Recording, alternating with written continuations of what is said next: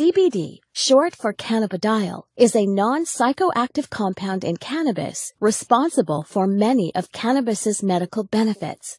On the other hand, THC, short for tetrahydrocannabinol, is the psychoactive compound in marijuana that causes the high associated with cannabis use. They are two completely separate cannabinoids, which are a class of chemical compounds that interact with special receptors in our body called cannabinoid receptors.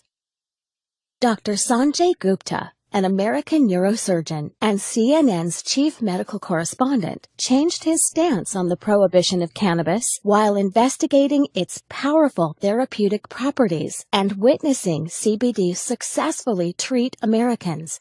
He shocked mainstream America, saying, "We have been terribly and systematically misled for nearly 70 years in the United States, and I apologize for my role in that."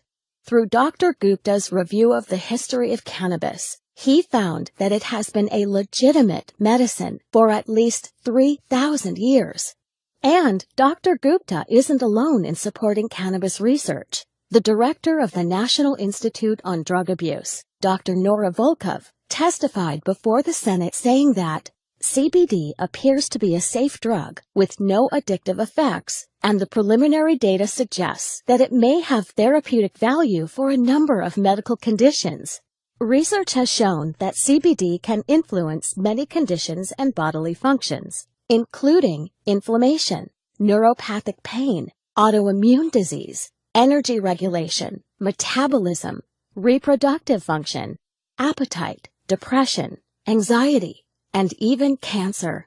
But how can one cannabinoid affect so many bodily processes without causing adverse side effects? The answer lies in our biochemistry, the natural intelligence of the body. We have naturally occurring cannabinoid receptors all over our body that interact with CBD. We have these receptors because our body is constantly making its own cannabinoids. These receptors and cannabinoids make up most of our endocannabinoid system, or ECS. Our ECS is always in action, and if functioning properly, is a major factor in keeping us healthy. Many doctors now think that some people suffer from an endocannabinoid imbalance, known as clinical endocannabinoid deficiency, or CED. People suffering from CED may benefit by supplementing with cannabinoids such as CBD. CBD is the most abundant cannabinoid in hemp, a cannabis crop the federal government allowed individual states to legalize in the 2014 Farm Bill. Hemp-derived CBD is legal in all 50 states, is non-addictive, does not cause a high, and is easy to incorporate into your current health routine.